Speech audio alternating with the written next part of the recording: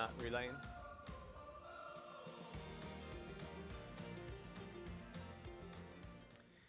Well, good evening. This is not the Lord's Day, it is April Fool's Day. How many of you kids played a trick on someone today? Yeah, I think it should be a national holiday in our house because our kids it's like an all-day event, one thing after another. It started late with Micah. He changed the kids' boards around for their homeschool, and then it just kind of went down from there. So there's a lot of practical jokes that were being played throughout the day. Got me on a couple of them, but it was a good day. So let's go ahead and we're going to stand and we're going to open up our service by singing. This is a great song for us to sing as we think about Jesus and the crucifixion, as we think about Good Friday approaching very rapidly. And we're going to sing Complete in Thee.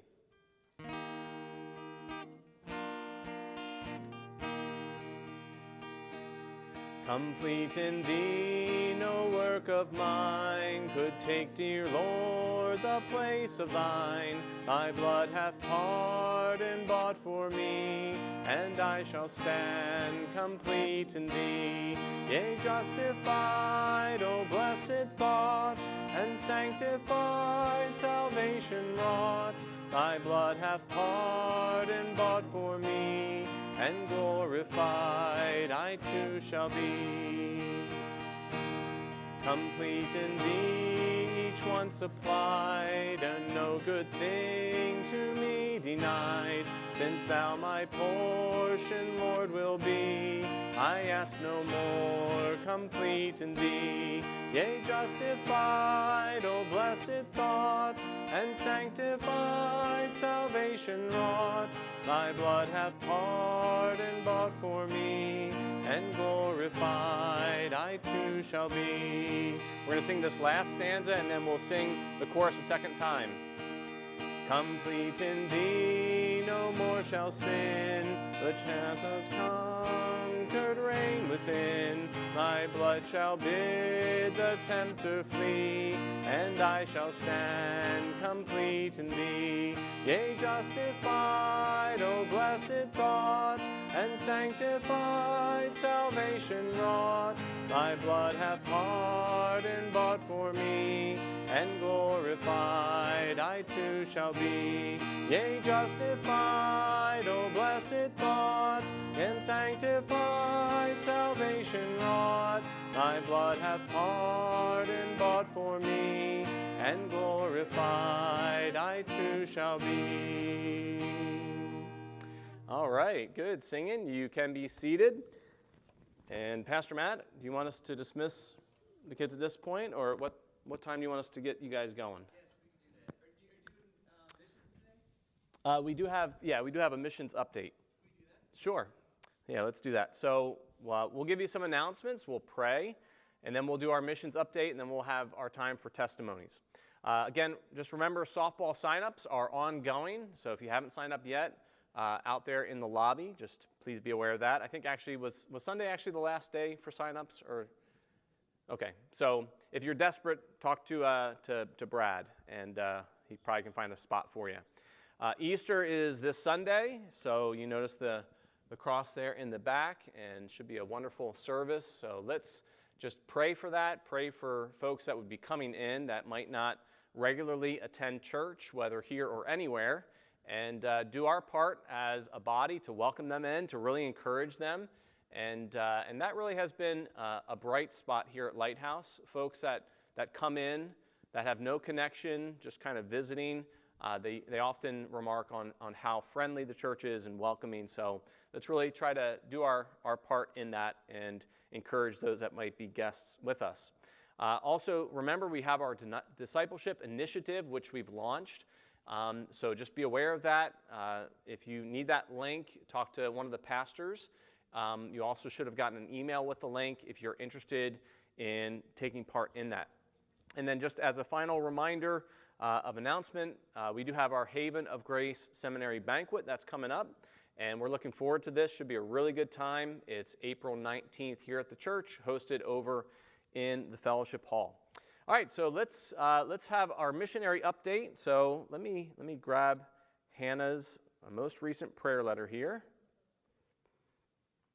So Hannah Bennett, she is our missionary to South Africa, and she does medical missions, so we're really grateful for her ministry.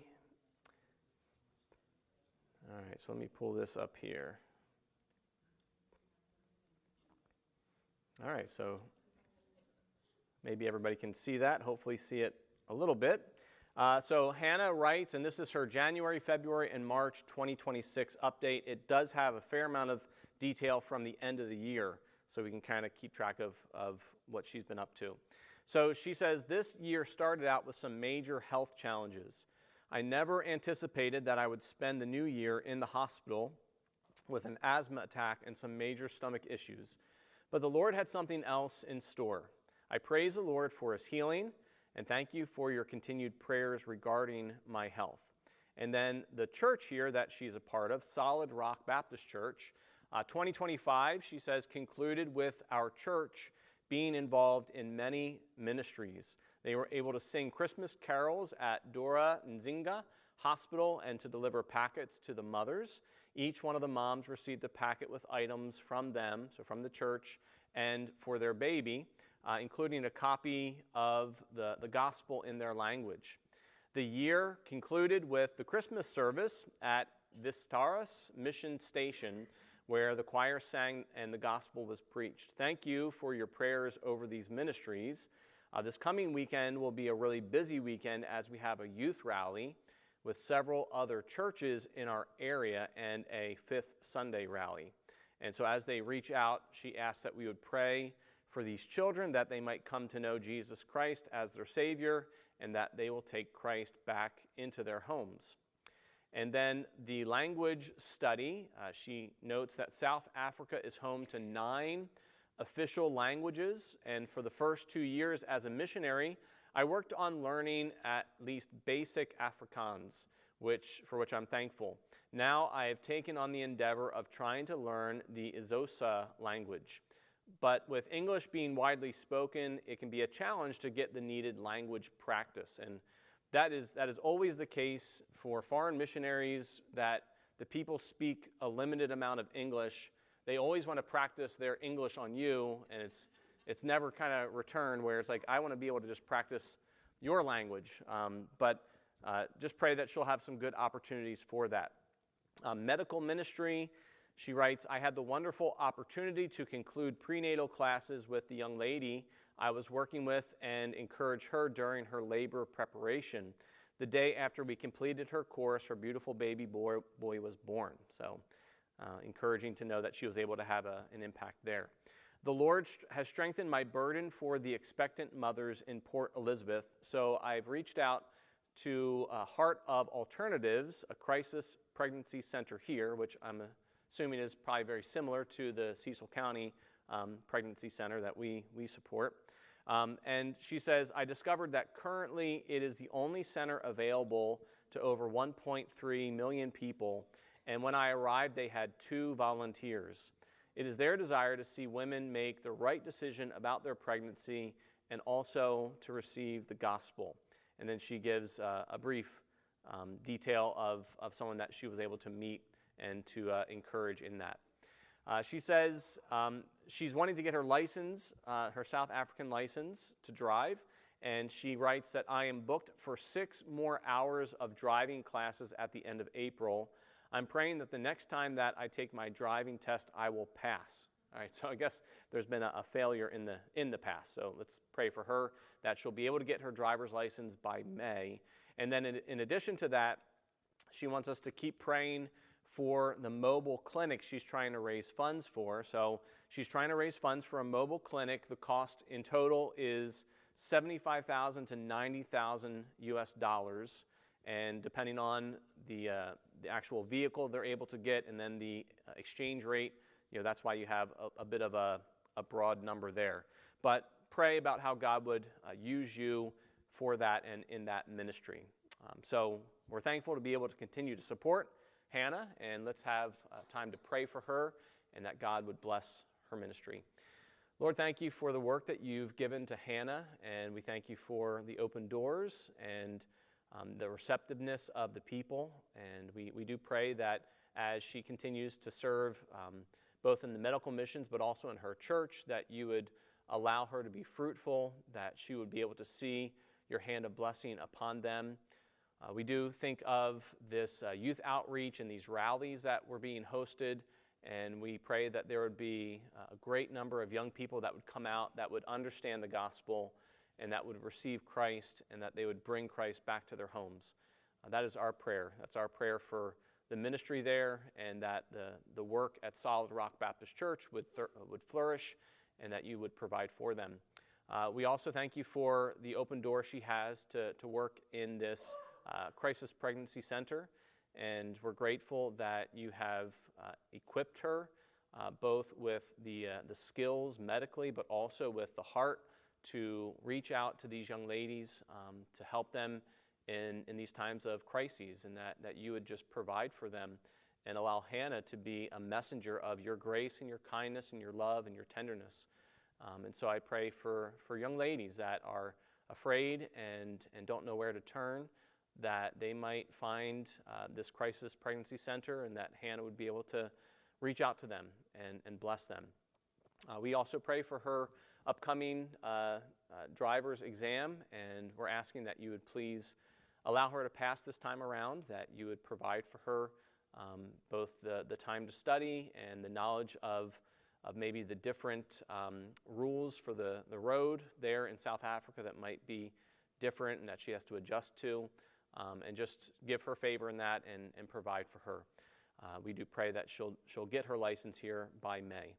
And we also ask that you'd provide for these needs with the mobile clinic, and we understand what a great help having a mobile clinic would be for the ministry, to be able to set up in different villages and towns and to go to places that would be unreached otherwise. And so we're asking that you would please provide the funds, and that you would continue to impress it on people's hearts to minister in this way and to see the gospel go forward. And thank you that with each of these folks that are treated in these different clinics, as Hannah ministers there, that there are open doors for the gospel, and that pastors can come in and share the gospel in their communities, and Hannah can share that message. So we're thankful for that. We pray now that you would bless Hannah, continue to watch over her, give her strength as she continues to faithfully serve you. Protect her, we also pray, in Jesus' name, amen. All right, young people, you can be dismissed. So the younger crew are going to go to a special time with Pastor Matt. And we're going to have a short time of testimony. So if you would like to share a testimony, a word of testimony, something God has encouraged you with, let's see. Where did Jonas go? There's Jonas. Jonas is back there. He's got the microphone. So if you would like to share a testimony, Jonas will come over and hand you the microphone. All right, Cassie, right down here. Right here. There you go. Hi, I just want to, this past Sunday, we were at Willie's Church, Townsend Church, and my sister, I saw her reach over and tell my mom, she said, we had a whole row, I think it was 17. Like Wow. 17, which is my family and my sister's family. And she said, did you ever think you'd see a whole row like this of your children in church? So that was a blessing. That's great. Praise the Lord for that. Did Willie get to preach, or was it the pastor? It was their celebration Sunday. Oh, okay. Oh, okay. Great. Well, that's encouraging. All right. Anyone else?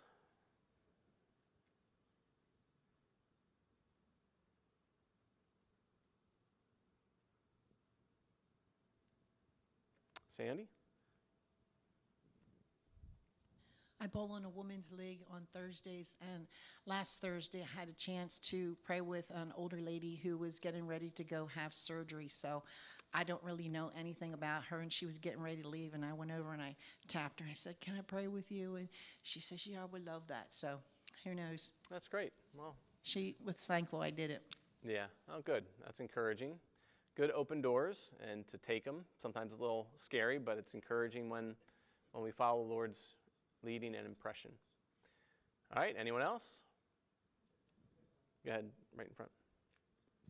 I was watching a message the other night, and I really liked it a lot. It was from the pastor's school that they have at Hammond, Indiana, with all the pastors.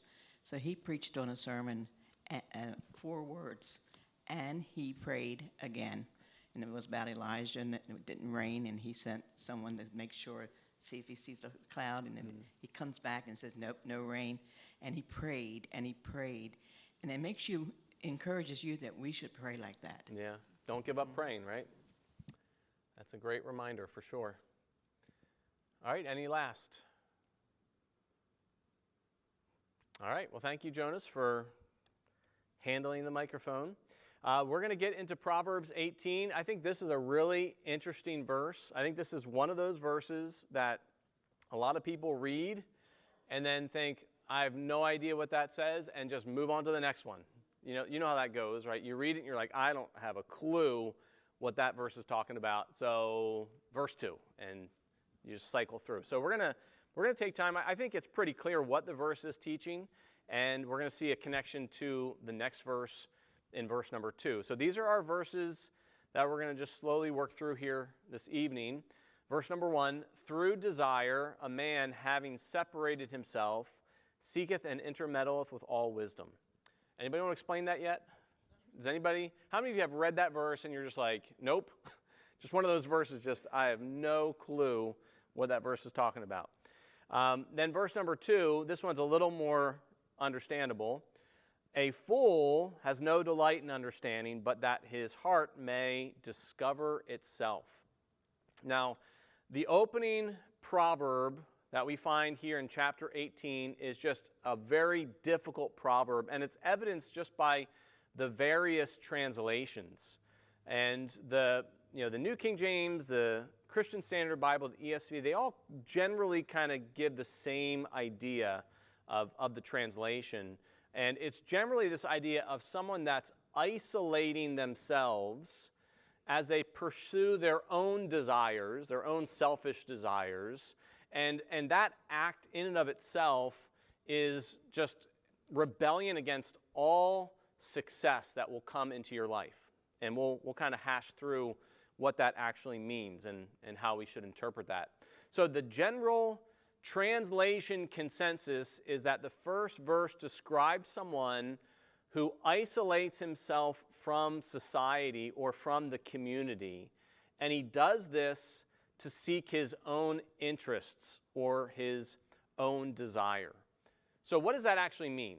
What does it look like when someone isolates himself from society or from the community, seeking his own interests or his own desires? Donna? I don't know, when I think community, since we're in the Bible, I think of like the house of God, like fellowship. That's okay. I don't know if that's what that word means or not, but that's where my mind went. Okay, yeah, and well, the part of the issue here is there aren't a lot of words to go off of. So just in general, there's not a lot for us to work with. That's what I'm thinking. Yeah. So I remember many, many years ago when my kids were becoming of the age where they could join the church themselves. And there was, if you remember, a slew of teenagers here at the time. Mm-hmm. And I remember that Pastor Whitmer had encouraged the kids to join themselves. And so there were a group of young men hanging out, whatever. And one of the young men said, I won't join because I don't want to be held accountable. Mm. He didn't say it that articulately, but that's what that was the gist of what he was saying. That was the gist of it. And I was like, wow. Like, he just doesn't want to be held accountable. Mm-hmm. Wow. Yeah. And to say that out loud. Yeah, to actually say it out loud is sometimes kind of shocking. Wow. So that's what I thought of when okay, yeah. So yeah, I think the idea of community, obviously, well, actually, if you look at, I think the next, I'll read this first and then we'll go backwards, because I think what you bring up it ties into this quote. And I think what verse 1 is describing is someone who's antisocial. That's kind of the gist. Like they just don't want to get sucked in, to get drawn in, to get plugged in, because they know it's going to take away from their own pursuits, their own desires, their own interests. And you see the term antisocial, which is how some would even translate this. The term antisocial comes from the Hebrew verb parad, which suggests someone who is divided, whether that's internally or externally. So either one person just kind of internally torn or people being divided externally. Our translation opts for the former, saying that he's internally torn, he's being divided kind of inside. It opts for the former translation since the verse describes those who are internally focused on their own desires. But such a focus would naturally separate them from the community. And I think one thing we could ask, and it ties into what Donna was talking about, why do some people become a recluse or a hermit? Why do some people do that? I don't know. You want to the go back answer to something? The question, but I was just going to say, is this like someone who's being selfish? Well, Would you say that? yeah, I think the picture is you have someone that is so focused on what they want that they're unwilling to be a part of the larger community because they don't do it right. I don't like that, and they separate themselves, which is ultimately going to hinder them in the end. It's going to cause problems for them in the end. But yeah, so that's what I would say. I think it's selfish desires that I want things my way. I'm very particular. It's got to be my way, and that means you can't get along with anybody because of how stubborn you are. That's kind of the gist. So why do some people become a hermit? Do you guys know hermits? I mean, do you know anybody that kind of went off and... I mean, obviously this verse was written a very long time ago, but I think about now with the social media and the crisis that we're having of a lot of children, young adults failing to launch. I personally have 2 extended family members, and when I was a chaplain, I ran into this consistently. Mostly the men, mostly the boys, but could be girls, were not made to get jobs, and they were sleeping all day and playing video games all night. We have 2 family members that have extended, and I saw it all the time. Yeah. All the Isn't time. that a perfect... I mean, that verse is basically describing what you just described. So it's someone that is isolating themselves because they're pursuing their own desires, which might be video games or it might be drugs. It could be anything. It was video games. Yeah, that seems to be a common... And in the end, they're raging against all wisdom that leads to success. Because this word here for wise judgment, it's not the traditional chokmah, wisdom kind of word. Like in the King James, it says that he intermeddleth, or he rages against, breaks out against all wisdom. But this is not the normal Hebrew word for wisdom.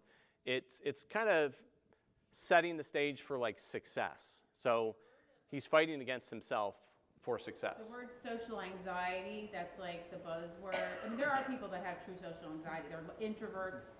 I mean, extreme. Yeah, but I'm talking about, that's a lot of the reasoning when you would say, gosh, what's going on? They say, oh, well, they have social anxiety.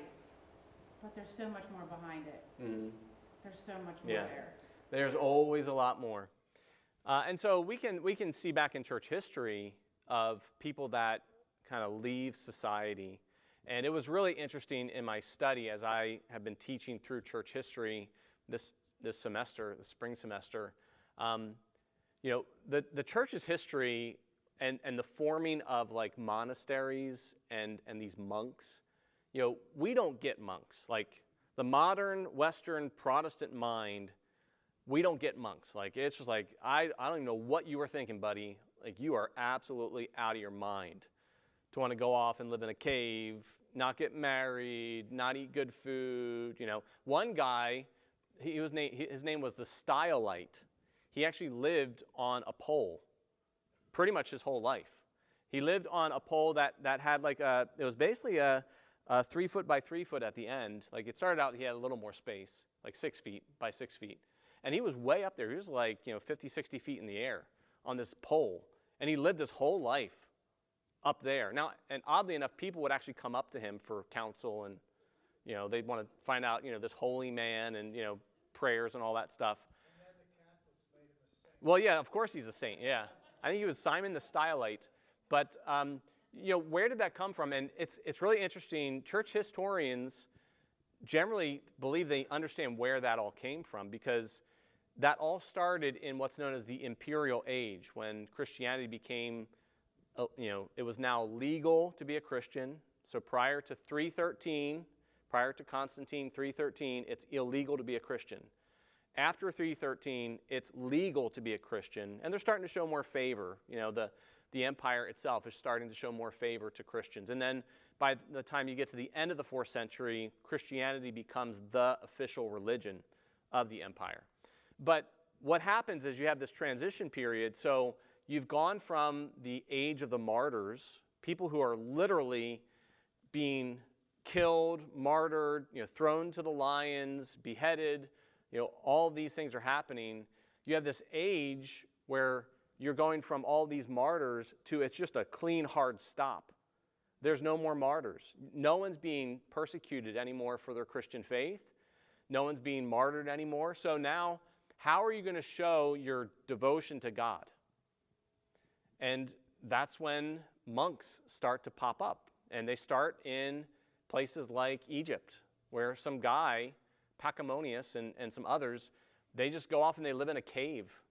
And they kind of just live a very austere life. And it was basically their way of, I can't be a martyr anymore, so I've got to find a way to show my deep devotion to God, and this is the way we're going to do it.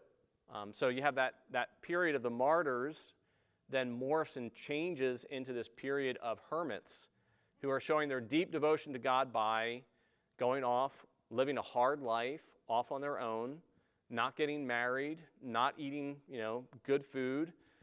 They are just roughing it. And that was the evidence of their devotion to God. So where did that, the celibacy and the priests and nuns and all that? Yeah, so did that come out of Augustine and Jerome were huge proponents of celibacy. And actually at the Council of Nicaea, there was a big push to try to make celibacy the standard, across the board for the clergy.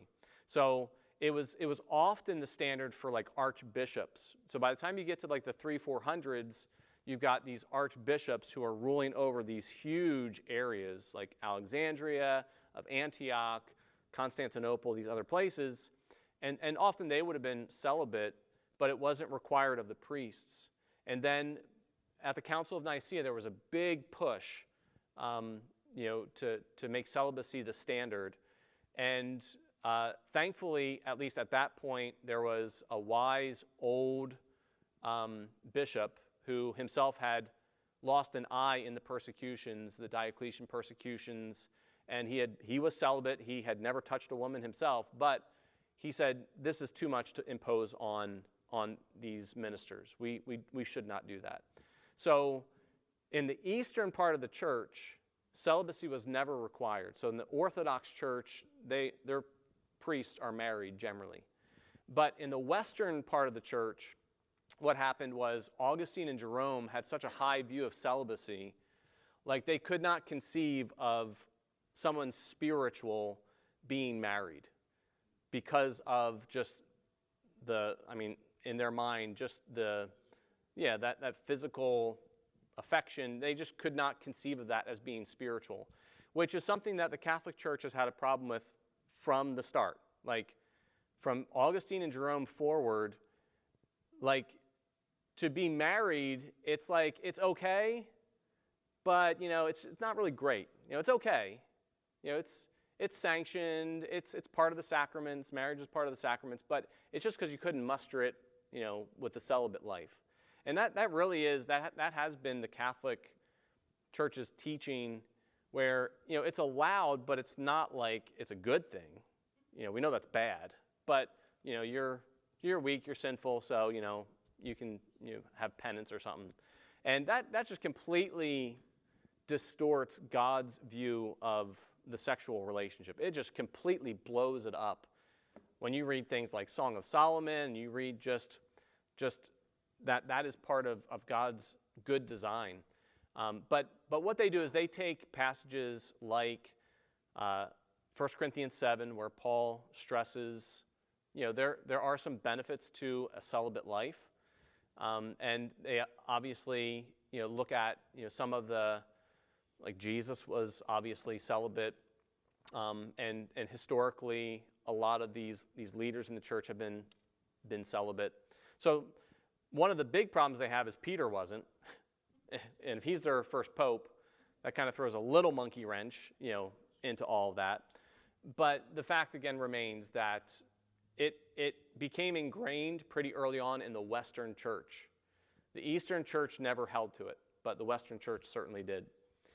But that was just a way of showing your devotion to God, that you were willing to live a celibate life, that you were willing to go live in a cave somewhere. It'd be like, us, going to the farthest reaches of, the north of Canada, where it's not easy to get up there. There's nothing there. There's nothing nearby. There's no Walmarts. There's no super centers. There's nothing like that. But they're using that to show their great devotion to God. Now, what does this verse? So again, coming back to the verse here. So a man who isolates himself seeks his own desire. He rages against all wise judgment. What does this verse teach us about our own interests in light of the greater community? So let's kind of tie that together and try to apply it. How does that apply to you and some of your own interests when you connect that to the larger community of believers, and not just believers, just the community as a whole?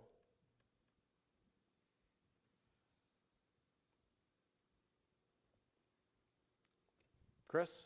So I think the longer that you're involved in your community, and specifically a Christian community, the more that you start to align your views and your personal desires with that of the church and community.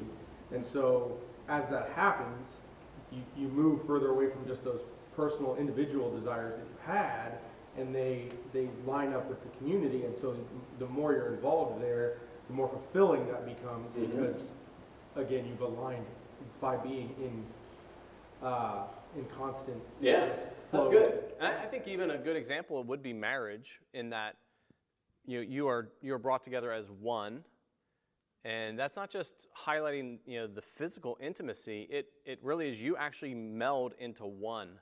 And the longer you're married, the more you realize, like, we think almost exactly the same.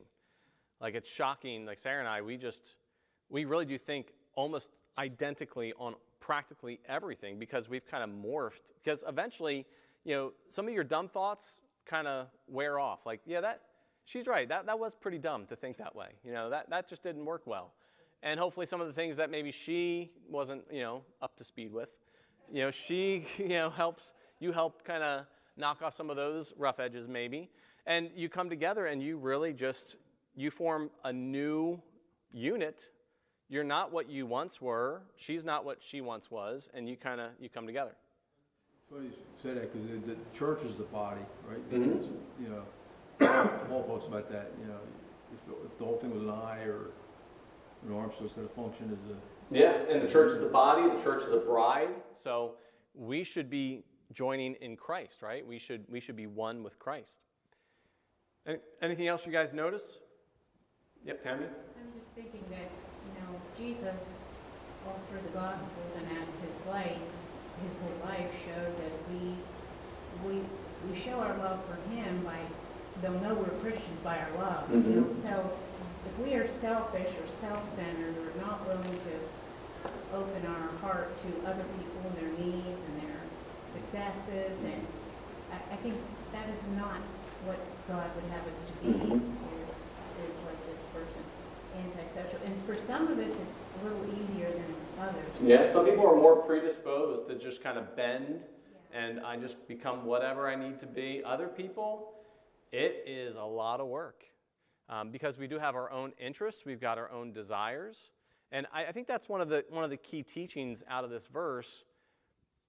There are people who are so stuck on what they want and what they feel like they've got to have, that they can't ever be a part of a group, because that group is never enough. Like, you find someone that's hopped around to 20 different churches within a 10-year span, it's probably not every one of those churches was, a miserable, no good church that, should just burn to the ground.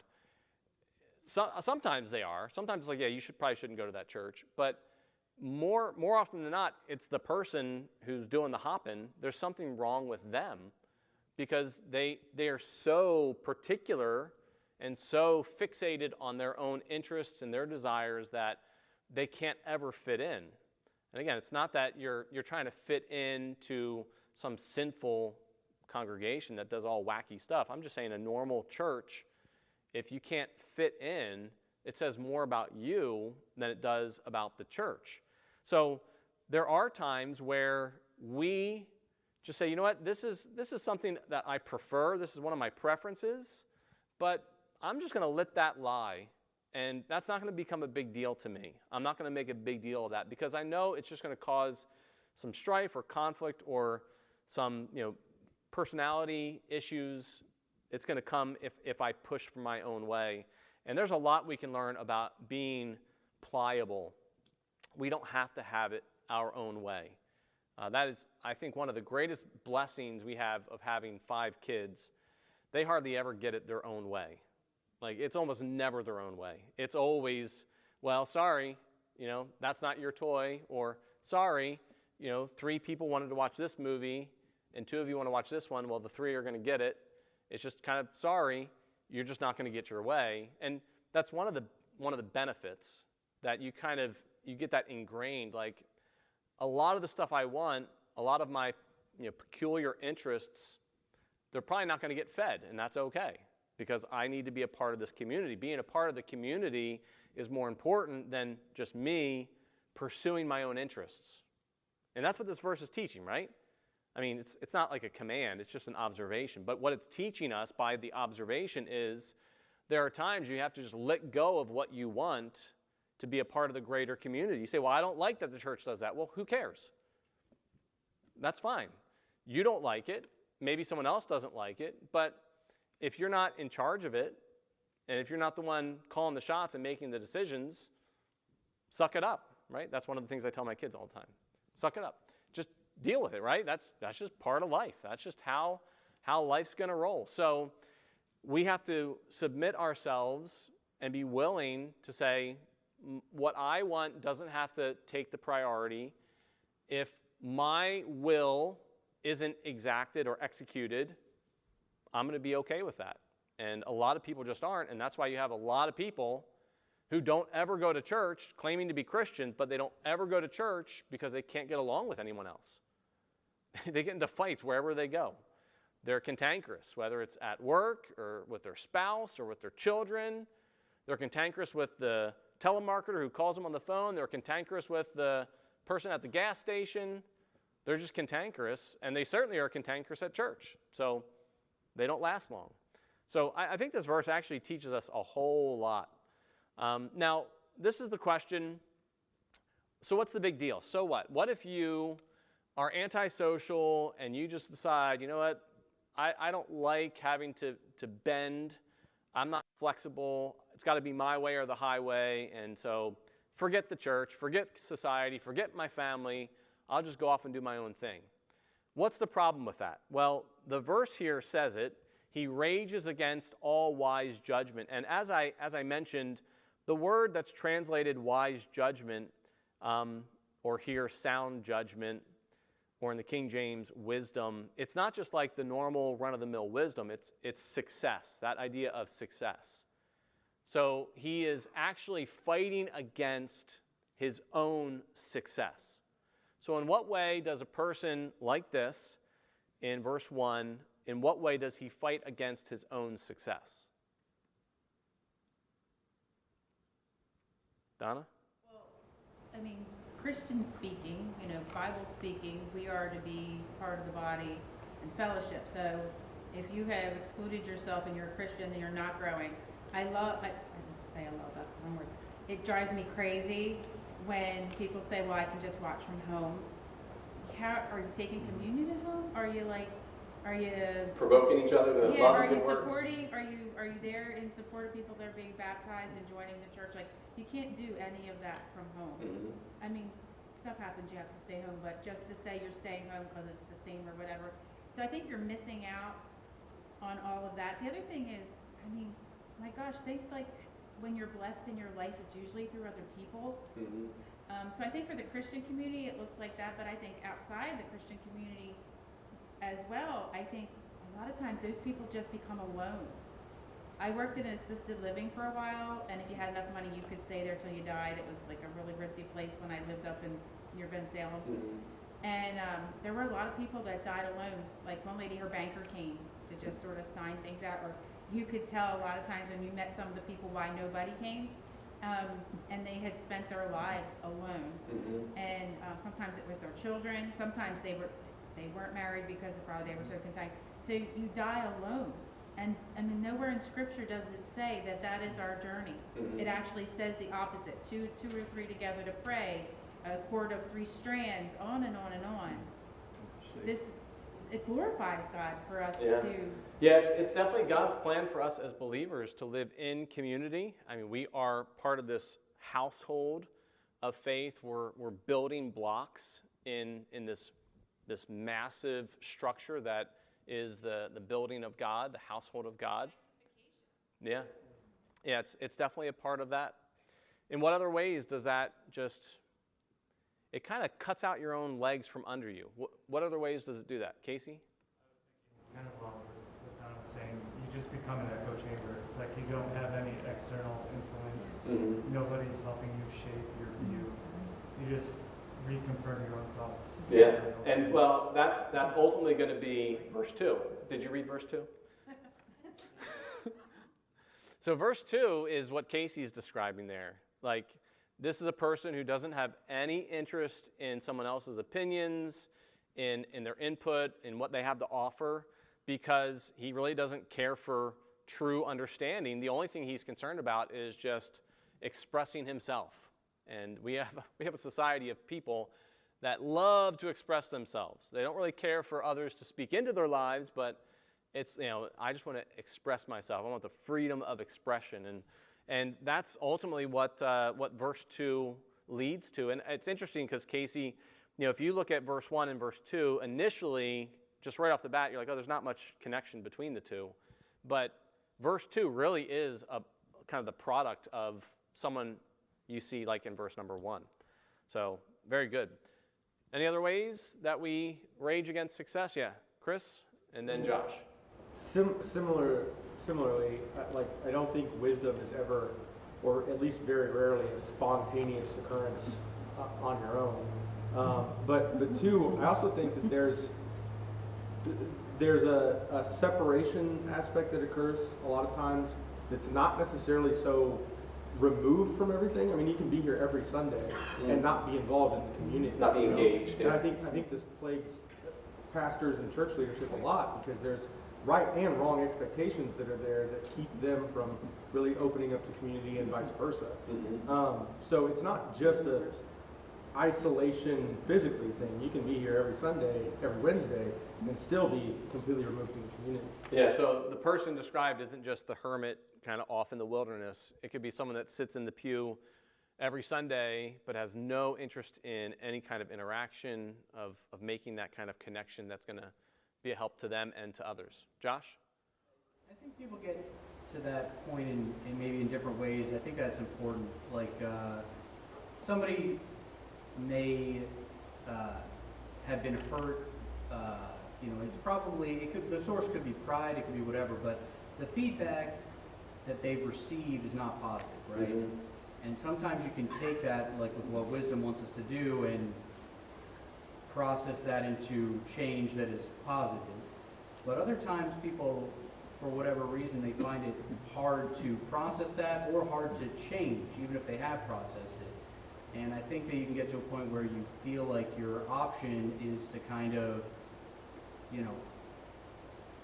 do what works for you. It might not be wise, but I feel like that's where people end up. And it could be, that it would be wise for us, if we're trying to help that person, to understand, how they got there and the reasons why, like the feedback that was given to them, the reason why they don't understand it. Like they could just have problems, understanding in general. It could be a lack of wisdom, but it could also be a lack of social ability to like, sometimes the feedback somebody gives you is a look.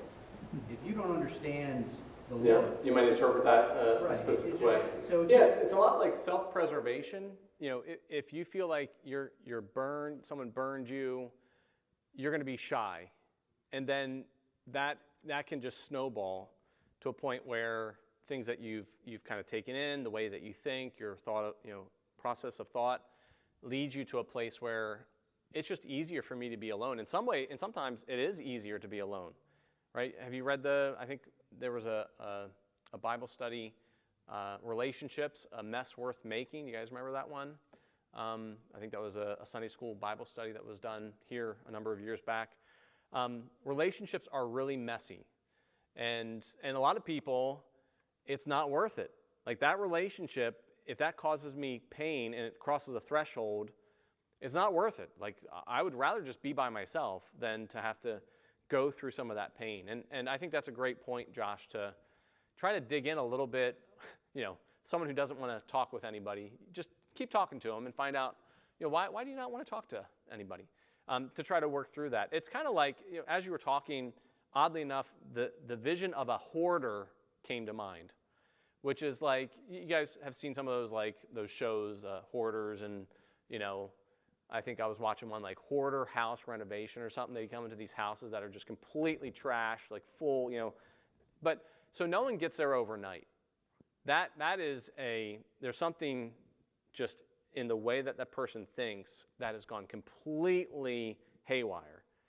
And a lot of times they understand, like, there's something wrong with me. Like, many of them recognize there's something seriously wrong with the way I live and the thought process that's leading to that, but they just can't do anything about it. And I think you have someone here that we need others to succeed. So there's no question in life you need others. I would love, for my own self, I would love to be totally independent and not have to rely on anybody for anything.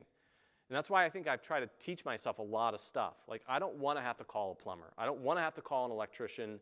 I don't want to have to call someone to build something for me. I want to do it myself. I want to be able to cook my own food, bake what I want. I don't have to rely on anybody for that. So I kind of feel that and I understand that desire, but there does come a point you have to rely on other people. I can't touch my HVAC. It's a really, really bummer. I can't take down trees on my property. I did take down one a couple days ago on Monday. That's why I have some good scratches here from, I was working, pulling up. Spring's the time to do it, I'll tell you what. I worked on getting stuff pulled out like in the fall last year or year before, and I was covered in scrapes and cuts and all that stuff. But so I watched a YouTube video about how you fell a tree, and there was this. I think it was about a 50 to 60 foot tree, which on my property is one of the small ones. But it was this 50 to 60 foot tree. It was right on my property line. If it fell, it probably wouldn't have hit our house, and it wouldn't have hit our neighbors. But so I felt pretty safe, and so I took my chainsaw and I watched a YouTube video and I cut out the notch, and then I cut out the hinge, and it starts going the wrong direction. And I'm like, how in the world? Like, it's got a notch. You got to go that way. And and then my chainsaw got pinched in it. So my chainsaw got stuck. And so I had to go get my little 6-inch mini chainsaw. And so I'm starting to cut stuff, and I'm just like, I'm looking around, making sure nobody's around. I'd have to like scream, like, stay back. And then thankfully, it starts to fall a little more, and it landed perfectly. It was a straight shot right across the line. We have this little dinky fence separates our properties, and it landed just right. But that was a relatively small tree. We've got trees that are well over 100 and some feet. I'm not taking any of those down. Some of them are hanging practically right over our house. So we're having someone come, and they're going to take them out in May. But I can't do that. I would not be able to. I would literally drop a tree straight on my house if I tried to take those 6 trees out. They would literally just fall straight on my house. So there's times you need other people. You have to have other people. You can't do it by yourself. And so someone that follows the pattern of I'm just going to isolate myself, I'm going to detach myself from everyone and everything, they're not going to find success. That's the idea. They can't find success because you need other people. Now, as with many Proverbs, this verse is simply an observation. It's not directly providing commentary on the action. It never says, well, that's a bad thing. This is really bad. But it is painting this person in a negative light, and that's evidenced by verse number 2. So the clear instruction is that it is difficult, it is really impossible to succeed on your own. You need others. So don't, even though there's a temptation to be like, it's easier just to be by myself. It's easier to be alone. I don't have to deal with all the junk that other people bring into my life. I don't like the drama. I don't like all the other stuff. I realize that that's kind of a mentality, but it's not healthy. It doesn't lead us to success. It doesn't benefit us. We definitely need others. And then it ties into what Casey was saying. This kind of person, a fool, has no delight in understanding, but that his heart may discover itself. It sounds like a postcard or something, like a Hallmark card. So verse 2, again, at first glance, it looks to be separate from verse 1, but upon closer inspection, the two are intimately connected. And I think we've already hit on this in Casey's comment, so we'll just kind of give you the answer here. How does it connect? Well, just like the antisocial person of verse 1 has no interest in connecting to others in society, the fool of verse number 2 has no interest in connecting with the opinion of others or the advice or the counsel of others. He doesn't have any genuine interest in true understanding. What he really cares about, the only thing he cares about, is himself, that he has a chance to express his own heart.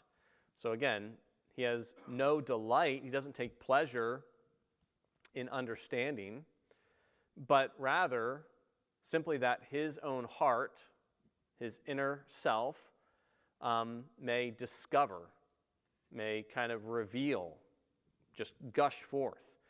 That's the only thing that he really cares about. And why is that dangerous? And I think Casey already used the term. You become just an echo chamber.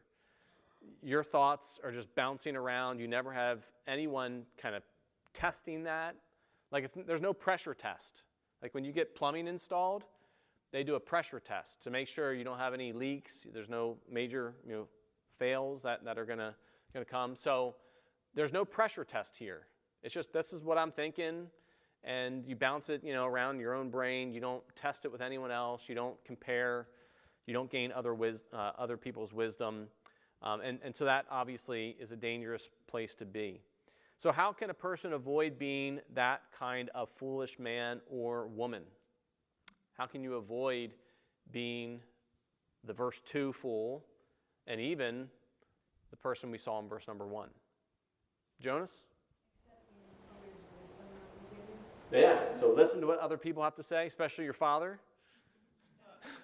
And obey, right? So know that there's others out there that have wisdom and are able to then share that with me and then seek that wisdom. Randall?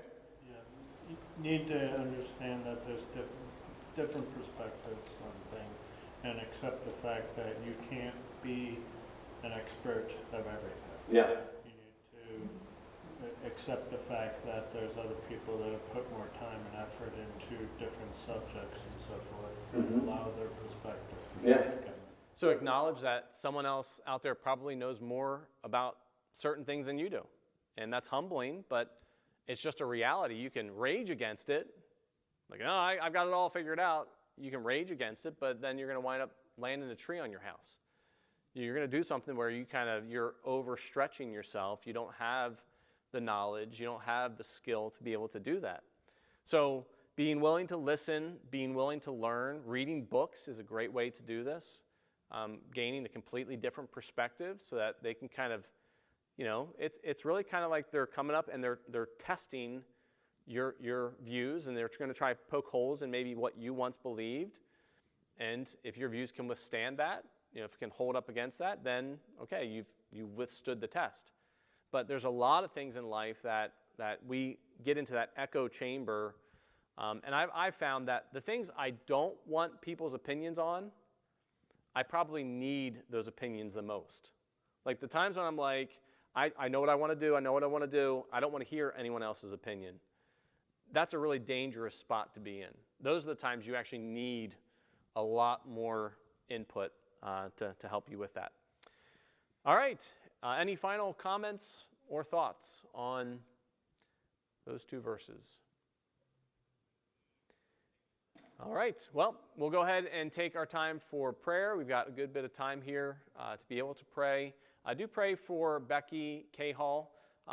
She was rushed down to Johns Hopkins earlier this afternoon, and Brother Larry's here, but there's an infection in her foot, and they're having to do a lot of surgery, and there's some complications and things like that. So pray for Becky, especially here during this time. Continue to pray for Christians in Nigeria, many who are being killed for their faith. Pray for everything happening in the Middle East, Iran.